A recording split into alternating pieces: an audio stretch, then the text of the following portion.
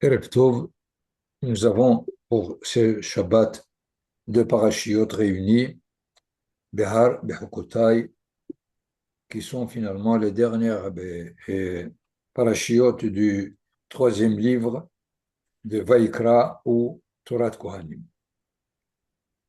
Le contenu en est bien déterminé et défini. En résumé, les commandements concernant l'année de la Shemitah, une fois tous les 7 ans, qu'on appelle aussi l'année de la Jachère, et le Yovel, le jubilé,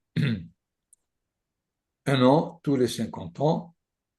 Évidemment, comme nous le verrons, la garantie qu'il procure pour l'équilibre économico-social de la nation. En filigrane, il y a les 4 situations de dégradation économique de l'individu possibles dans la, dans la nation et dont la Torah aussi se préoccupe, ceci dans la paracha de Béha. La deuxième paracha, Bechukotai, établit le contrat de travail entre Israël et Akadosh Baruch Hu, qu'on a l'habitude de nommer bénédiction et malédiction, comme sanction de la conduite, bonne ou mauvaise, d'Israël sur sa terre. Et le livre se termine sur la mitzvah du don que chacun peut, par un vœu, promettre au profit du capital sacerdotal. Reprenons chacun des thèmes des deux parachiotes. Comme nous l'avons déjà annoncé, Parashat Behar s'ouvre sur l'année de la Shemitah avec plusieurs détails que nous n'avons pas rencontrés dans la Parashat de Mishpatim où elle est déjà mentionnée, et évidemment le Yovel qui détaille aussi le contenu de l'année. Première remarque sur l'introduction de ces deux commandements. D'une part, l'indication du lieu, Har Sinai, le mont Sinaï, d'où la parole divine est adressée à Moshe Rabbeinu alav shalom. Question en quoi cela est important de l'indiquer, nous y reviendrons. Je voudrais apporter ici le texte pour que l'on puisse être.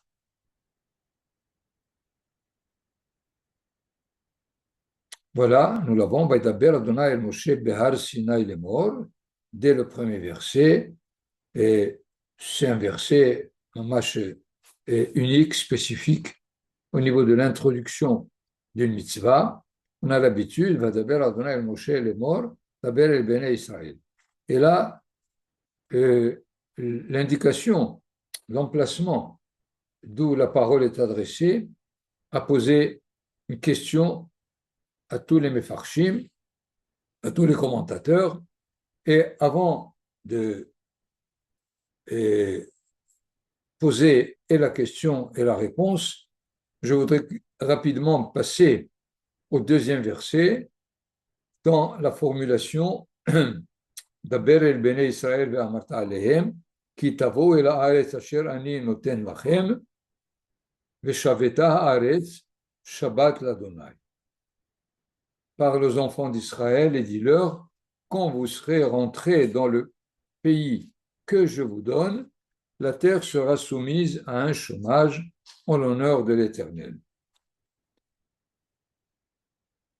La formulation Haaretz Asher Ani Noten, la terre ou le pays que je vous donne, est répétée 7 fois dans le Tanakh, dans la Torah. En quoi cela est-il important? Et qu'est-ce que ce terme veut exclure? Manitou Zecher Tzadik Livracha insiste sur ça pour exclure la formulation d'une terre promise. Ce n'est pas une terre promise, mais une terre donnée. parce que une terre promise est une invention chrétienne, parce que une promesse nécessite un mérite. Et puisque, d'après eux, nous avons démérité, nous sommes des brigands si on veut retourner. Tandis qu'un don, un cadeau, c'est l'expression du donateur qui établit le droit à cette terre à qui il veut la donner. Malheureusement, certaines classes du peuple d'Israël même justifient par leur comportement la thèse chrétienne, appuyée par des textes bibliques ou talmudiques. Je veux rapporter quand même une précision à cette notion. Effectivement, la terre a été promise aux patriarches, mais donnée à leurs descendants.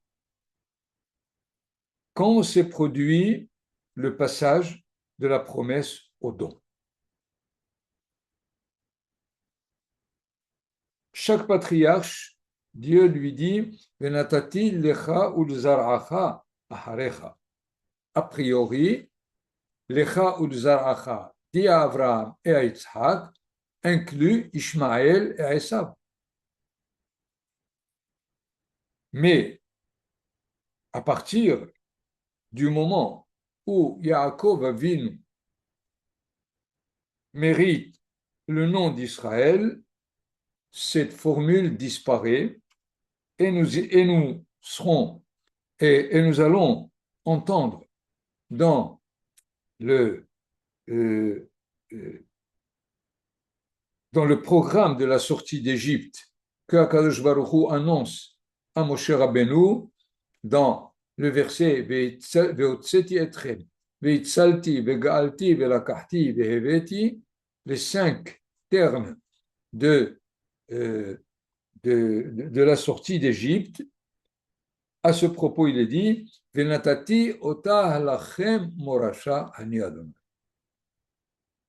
À partir du moment où Yaakov Avinu a mérité le nom d'Israël, et ceci pour sa descendance, alors nous allons entendre Haaretz Asher Ani Noten 7 fois dans la Torah de Moshe Rabbeinu. Voyons donc l'importance de cette formule par rapport à ce que l'on entend aussi bien chez les Goyim que, d'une certaine façon, au sein d'Israël, par une certaine orthodoxie qui exige un certain mérite pour pouvoir accéder à la terre d'Israël. Et Manitou continue à dire il faut bien savoir que c'est une contamination chrétienne de cette formule pour essayer de nous pour essayer de ne pas nous permettre de revenir en Israël sans que le mérite soit suffisant. Revenons maintenant à notre première remarque que Rashi rapporte dans le premier verset. Nous l'avons ici dans le texte Behar Sinai. Ma inyan shmita etzel har Sinai.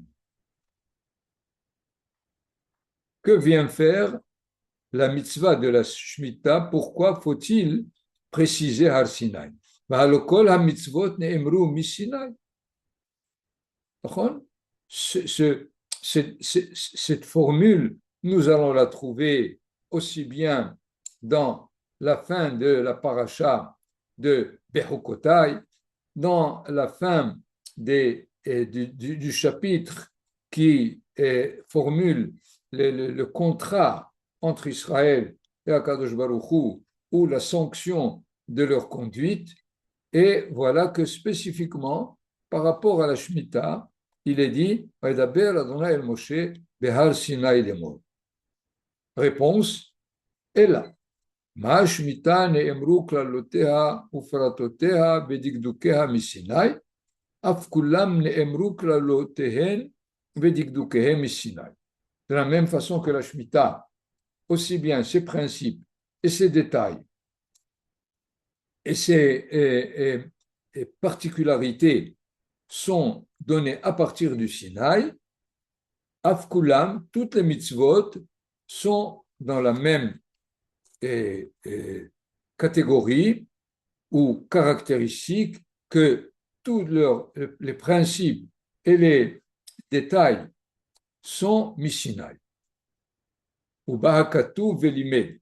Et alors, ce verset nous apprend Al-Kol Dibur Shenidbar le Moshe, Shemishinai Hayu Kulam Klalotehem Vedigdukehem, Vehazru Venishnu Be'arvot Moab. Ce qui est intéressant, c'est cette répétition-là que non seulement nous apprenons que toute mitzvah ou que toute parole qui a été adressée à Moshe Rabbeinu au niveau des mitzvot, c'est à partir du Sinaï, mais même lorsque ils sont redits, répétés d'une façon ou d'une autre dans Arvot Moab. Arvot Moab, ça veut dire la 40e année, la deuxième génération qui va rentrer en Israël, alors que nous sommes pour l'instant dans la paracha avec la première génération qui a assisté à la théophanie du Sinaï. Il y a là évidemment deux questions. D'une part, quelle est l'importance du Sinaï et par rapport aux mitzvot? Deuxièmement, si toutes les mitzvot sont données au Sinaï, pourquoi la Torah a choisi Davka, l'année de la Shemitah et l'année du Yovel, pour nous annoncer ce renseignement, cet enseignement est capital. Nous avons déjà étudié, je le rappelle quand même, que la Shemitah et le Yovel ont une triple résonance. Première, par rapport à Kadosh Baruch Hu, on atteste dans l'application de cette mitzvah qu'il est le maître, le propriétaire de la terre d'Israël, puisque pendant ces années, on se démunit de nos droits sur la récolte annuelle et à la 50e année, on revient à notre propriété primaire ou propriété première. Deuxième raison, c'est par rapport à la terre elle-même. La Torah l'indique dans l'expression, nous l'avons ici, Beshaveta haaretz. C'est la terre qui cesse. A priori, c'est nous qui cessons de travailler dans la terre, ou qui nous travaillons la terre elle-même. Mais voilà que la Torah, comme si elle veut personnaliser ou personnifier la terre elle-même pour dire que c'est elle qui, entre guillemets, se repose comme nous l'avons au niveau du Shabbat, où on se repose. Évidemment, de quoi il s'agit? Pourquoi faut-il reposer la terre? Certainement pas pour qu'elle puisse donner plus les années d'après, comme la notion de jachère existe dans les autres pays. La terre d'Israël n'a pas besoin de jachère. Parce que la Torah elle-même nous dit, lorsque on approche le Yovel, on va avoir la 49e année et la 50e année, 2 années de Shemitah. Évidemment, question, comment peut-on tenir le coup pendant 3 ans? D'une part, la 49e, la 50e et la 51e dont on n'a pas encore la récolte. Et la Torah nous dit, c'est que la 6e année va donner une récolte 3 fois plus pour les 3 années qui suivent. Alors que la 7e, c'est pour lui donner plus de force au cours des 6 ans où elle a donné ce qu'elle a donné. D'après, pendant la 6e année, elle donne 3 fois plus que toutes les autres années. Donc, il y a là une indication pour la terre qui elle-même doit cesser. Pourquoi? Pour nous donner la qualité de cette terre. Parce que nous ne sommes pas en, suffisamment conscients de la qualité de la terre d'Israël qui finalement se conduit envers la nation dans un rapport presque de couple. Je répète toujours la formule Kitavo el haaretz, et par ailleurs la Torah nous dit Ki ka'ish isha uba eleha. Aussi bien la relation homme-femme s'exprime dans la Bia que dans la relation d'Israël avec la terre elle-même. Nous voyons donc que cette deuxième résonance, si on peut dire, de la mitzvah de la Shemitah est en vue de nous donner la valeur et la qualité de la terre d'Israël. D'ailleurs, nous apprenons dans la paracha de Bechukotai que l'exil, les 70 ans d'exil de Babylonie étaient comme sanction des 70 Shmitot et Yovel que Israël n'a pas gardé pendant les 8 siècles à peu près du séjour depuis Yehoshua jusqu'au dernier roi de Yehuda. Comme si la terre d'Israël demande qu'on lui rende les années pendant lesquelles on ne lui a pas donné la possibilité de cesser et de dévoiler la richesse de la terre elle-même. Troisième raison, c'est pour l'intérêt de la nation. Je vais vous lire un extrait d'un commentaire de Manitou, Zecher Tzadik Libracha, qui explique la nécessité de la Shemitah, surtout d'ailleurs au niveau de Shmitat Ksafim, que Shmitat Karkaot. Il y a deux Shmitot globalement. Celle qui est citée dans notre paracha, c'est celle de la Shemitah agricole, mais nous aurons dans le livre de Dvarim, Shmitat Ksafim, c'est-à-dire annuler tout emprunt entre personnes. Pourquoi? Parce que la disparité des classes sociales est essentiellement le résultat de l'affolement des structures économiques lorsqu'elles fonctionnent sans frein. Dès que les sociétés fonctionnent suivant les lois qui régissent les marchés et en l'absence des lois stabilisatrices qui réintègrent l'égalité sociale, le fossé qu'il y a entre les classes sociales s'agrandit de plus en plus, comme simple résultat du fonctionnement économique de la société. Les riches deviennent plus riches et, pas seulement corrélativement, mais objectivement, les pauvres deviennent plus pauvres. Alors, on s'aperçoit effectivement de ce phénomène qui étouffe les sociétés modernes et contre lequel la Torah avait enjoint de lutter a priori par toutes ces lois dites de justice sociale qui ont pour objet de freiner l'activité économique tous les 7 ans.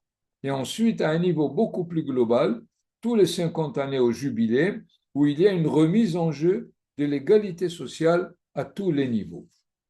Donc, là, il est clair dans ce cas-là de bien savoir que la Shemitah et le Yovel assurent l'équilibre l'équilibre social et économico-social, si on peut dire, de la nation d'Israël.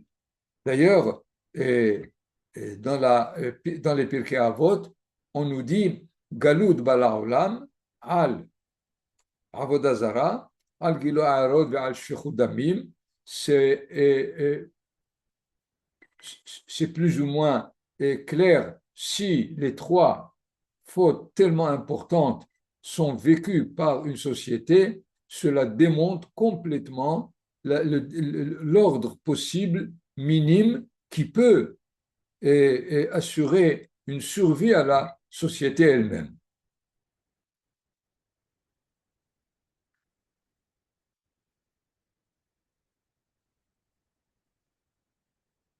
Mais la Mishnah continue pour nous dire que al shmitat haaretz, c'est-à-dire même sur la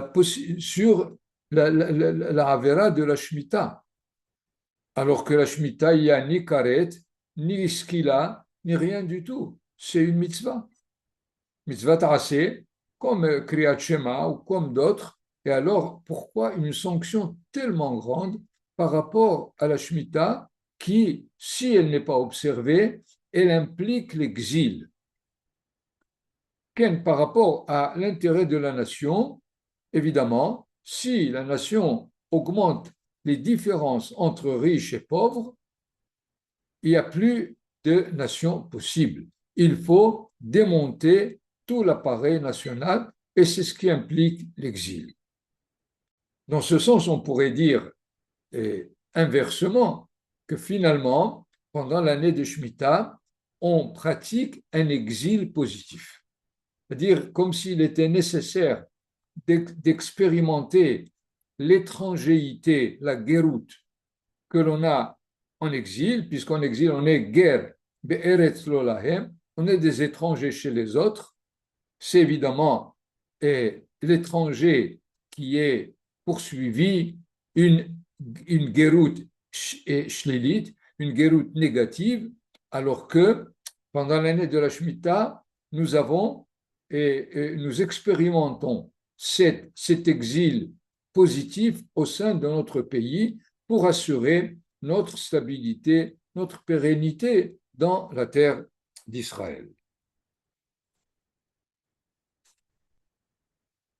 Jusque-là, nous comprenons quelle est l'importance de la Shemitah et du Yovel. Mais pourquoi la Torah a choisi la Shemitah et le Yovel pour nous indiquer comme enseignement renfermant toutes les mitzvot que c'est Behar Sinai, que c'est dans la montagne du Sinaï, comme la traduction nous le dit. D'ailleurs, je voudrais juste revenir à, à Rashi qui dit Ma'ina Shmita etzel har Sinai, v'halo kol mitzvot ne'emru mi Sinai. Il faudrait dire v'halo kol mitzvot ne'emru be Sinai. Est-ce qu'il y a une différence entre mi Sinai et be Sinai? D'ailleurs, la même question est beaucoup plus forte dans les Pirkei Avot au début. Moshe Kibel Torah mi Sinai. Or, s'il faut préciser dans le Sinaï, c'est be Sinai. Ce n'est pas le Sinaï qui lui a donné la Torah. Ce qui fait le même ici, il me semble tout à fait spécifique pour essayer de nous expliquer pourquoi c'est la mitzvah de Shemitah qui est d'Avka à propos du Sinaï. D'abord, pour nous dire que le Sinaï ici n'est pas le lieu géographique où la révélation s'est faite, mais une sorte de, pas d'enseignement, mais de spécificité de la mitzvah qui s'appelle Sinaï.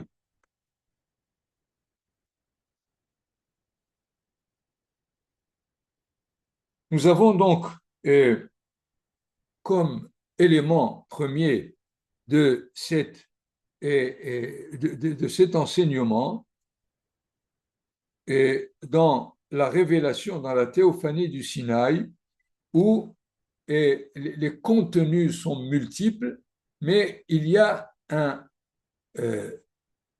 contenu assez spécifique qui est déjà annoncé dans le premier commandement. Anochi Adonai Elohecha Asher Hotzeticha Me'eret Mitzrayim, c'est-à-dire que Akadosh Baruch Hu se dévoile essentiellement en tant que libérateur de toutes les aliénations,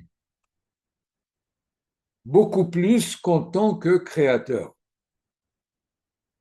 Et dans ce sens, la Shemitah et le Yovel sont l'exemple premier de l'aliénation sociale où finalement les capitalistes, c'est eux qui règnent sur les prolétaires. Il y a toujours un aliéné et un aliénant et la, la société ou la nation se trouve dès son départ dans ce danger de l'aliénation du shi'aboud que la Torah va d'ailleurs nous décrire après avoir présenté la mitzvah de Shemitah et de Yovel. Il est frappant d'ailleurs que les mots de Géoula, dont la racine est le Gimel Aleph Lamed dans la paracha de Behar, qui n'est pas tellement grande, 2 chapitres au maximum, il y a 19 fois le mot de Géoula qui revient. Que cela soit de récupérer une terre qu'on a vendue, Vegaal et Mimkar Ahiv, que cela soit l'individu qui est vendu comme serviteur ou comme esclave à un juif ou à un non-juif, il y a le mot de Géoula qui revient 19 fois.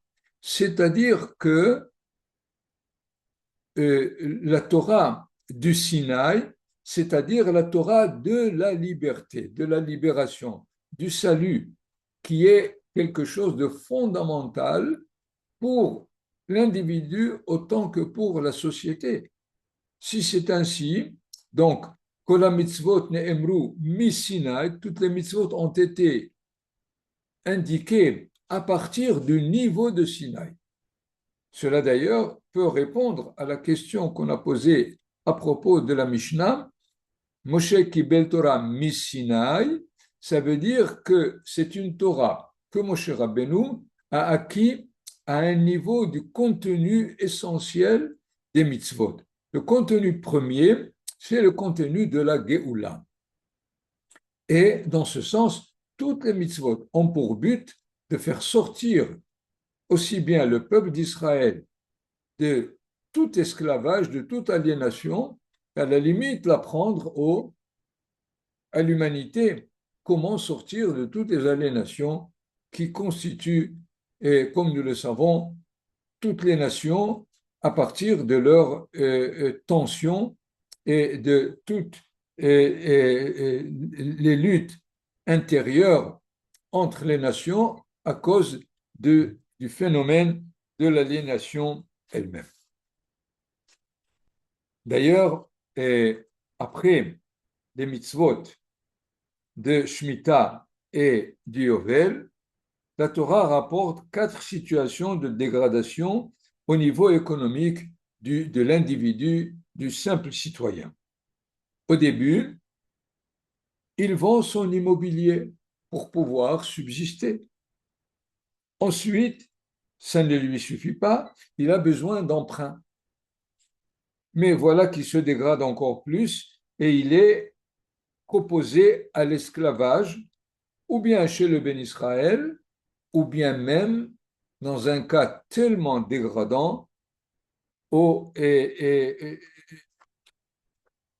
où il se propose même comme esclave chez le non-juif.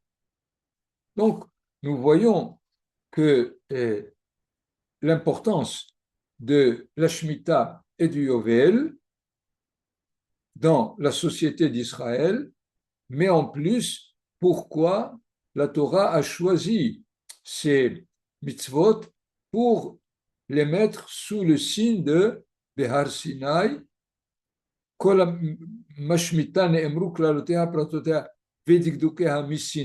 c'est-à-dire tous les détails sont importants pour nous enseigner ce qu'est la Shemitah et le Yovel, et cela donc inclut du coup toutes les mitzvot.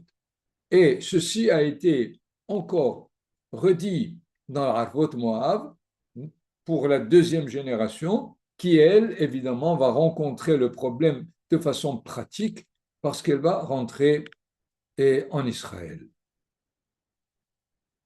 Et je voudrais vous livrer une interprétation de ce Rashi